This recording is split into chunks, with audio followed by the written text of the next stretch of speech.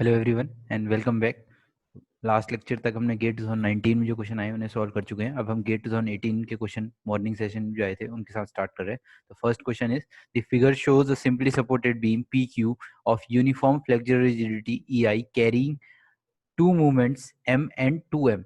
The slope at p will be, so ये हमें एक बीम दे रखी है जहाँ पे ये कह रहा है कि m और 2m हमारे पास दो मूवमेंट अप्लाई हो रहे हैं, m and 2m movement apply हो रहे हैं बीम में l/3 डिस्टेंस पे फ्रॉम बोथ दी सपोर्ट्स।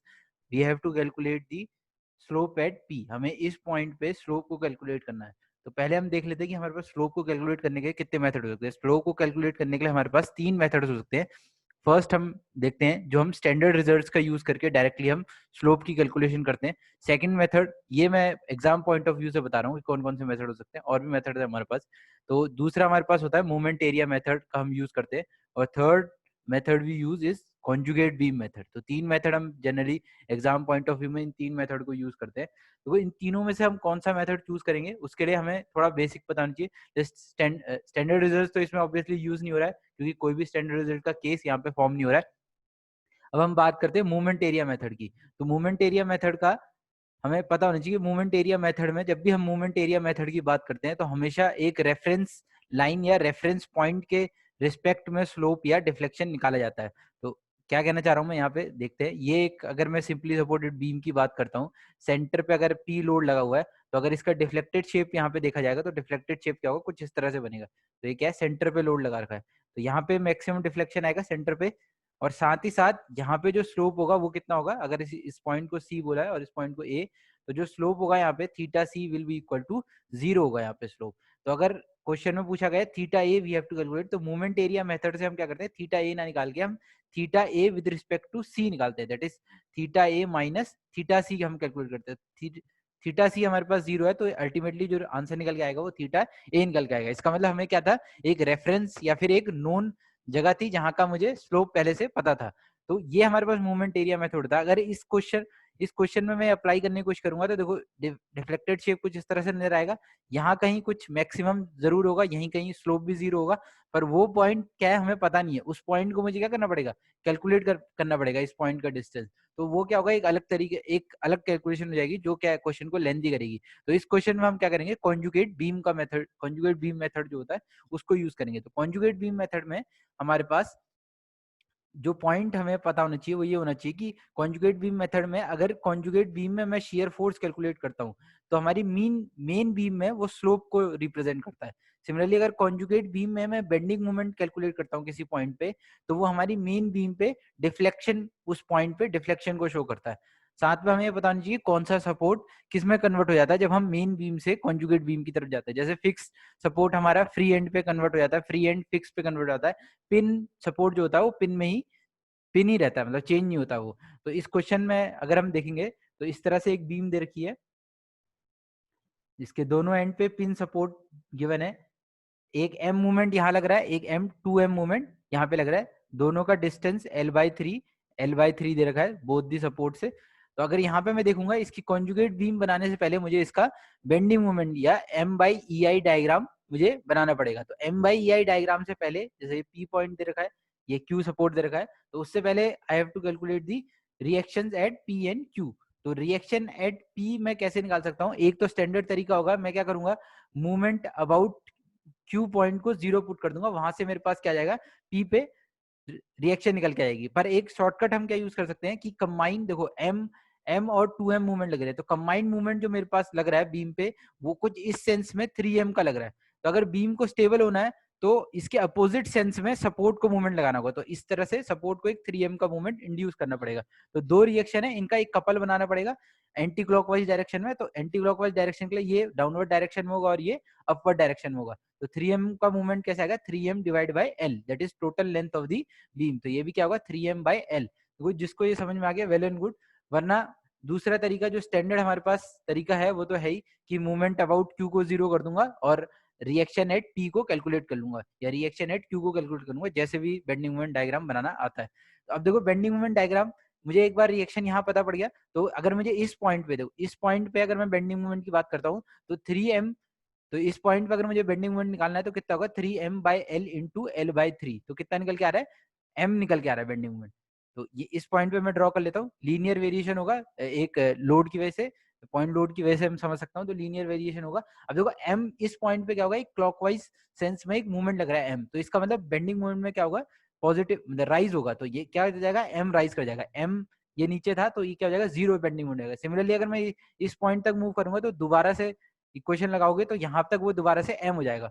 तो अब यहाँ पे क्या होगा, 2m का मूवमेंट लग रहा है, तो 2m का मूवमेंट लग रहा है तो एक बार वो m यहाँ तक जाएगा, उसके बाद बेंडिंग मोमेंट क्या होगा, यहाँ तक जाएगा, यहाँ भी अपवर्ड में कितना होगा, 2m होगा, क्यों m होगा, तो m और m नेगेटिव m से पॉजिटिव m तक पहुंच गया, तो चेंज कितना आ गया, 2m का आ गया, जो मूवमेंट उस पॉइंट पे लग रहा था। अगर सिमिलरली यहाँ पे मैं निकालूंगा तो bending moment will be zero. तो ये जो रेड रेड पेन से जो मैंने ड्रॉ किया है, this is the bending moment. या फिर मैं कह सकता हूँ इसको, अगर मैं EI से डिवाइड कर दूंगा तो this will be the m by EI diagram for this beam. एक बार मुझे m by EI डायग्राम पता पड़ गया, अब मैं यहाँ से क्या कर सकता हूँ, कॉन्जुगेट बीम को ड्रॉ कर सकता हूँ। m by EI डायग्राम को मैं एज अ लोड ट्रीट करता हूँ यहाँ पे। तो ये मैंने एक बीम बनाई, अभी जैसे मैंने बताया था pin support will remain pin, तो यहाँ पे पिन रहेंगे दोनों ही सपोर्ट, यहाँ पे और यहाँ पे मुझे पता है, इस तरह से मैंने अभी डायग्राम बनाया, ये m by EI, ये भी m by EI हो गया, और सिमिलरली इस तरह से अपवर्ड डायरेक्शन में, तो ये m by EI है मेरे पास, this is m by EI, और ये भी m by EI हो गया ऑर्डिनेट इसका। तो यहाँ पे मैं ये देख सकता हूँ, कुछ इस डायरेक्शन में लोड मैंने क्या मान लिया, m by EI को ही अब लोड अज्यूम करके मैं बीम को सॉल्व करूंगा, तो P and Q, so this is our conjugate beam.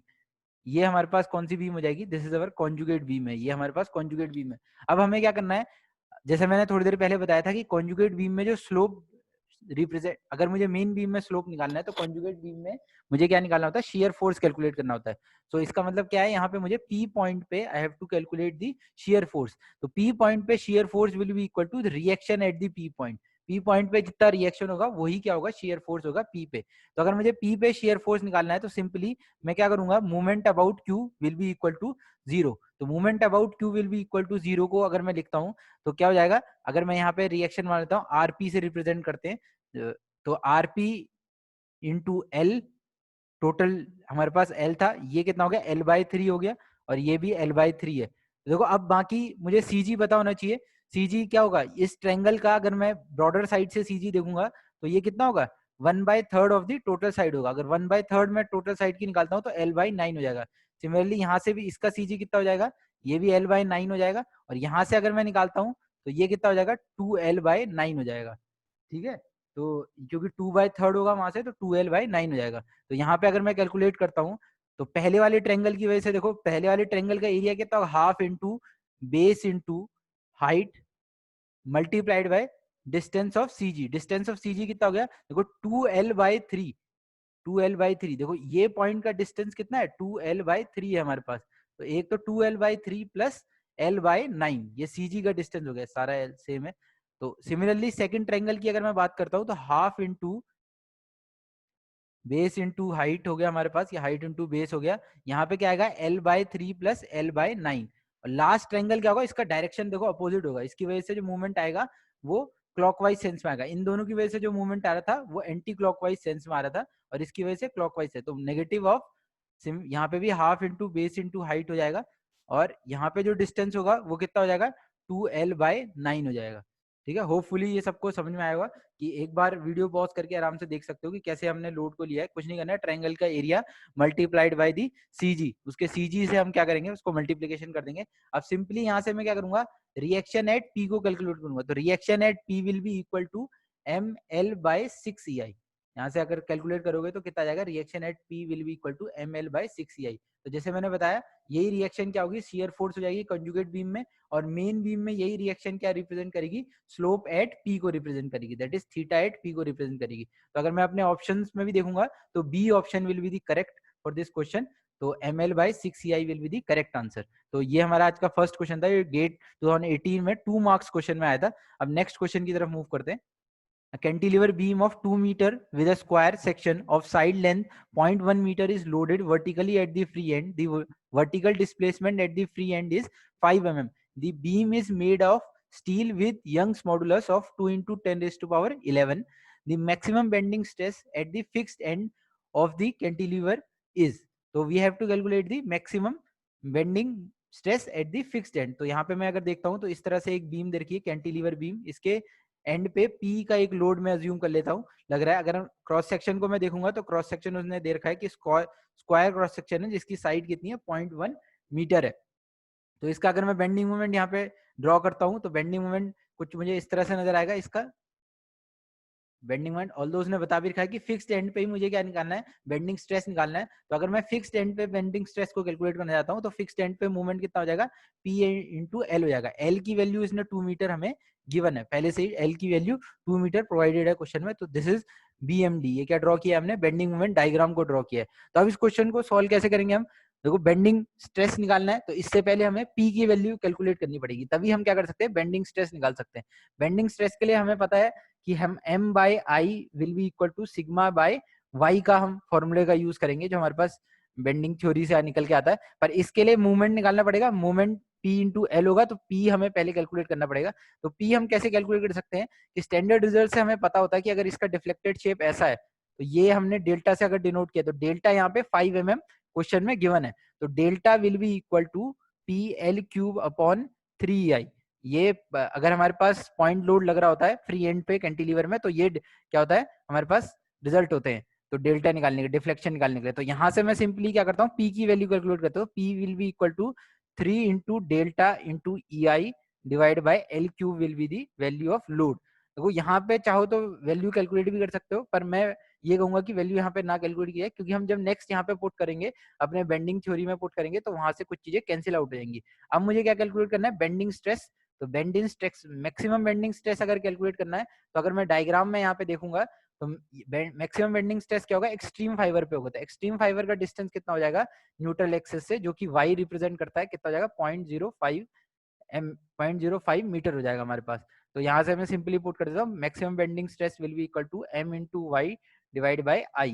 देखो m की वैल्यू मुझे पता है p इंटू एल, अभी p की वैल्यू मैंने निकाली 3 delta EI divide by L cube into L. This is, ये हमारे पास क्या हो गया, ये हमारे पास m की वैल्यू हो गई। y अभी मैंने बोला 0.05 मीटर हो जाएगा डिवाइड बाई आई।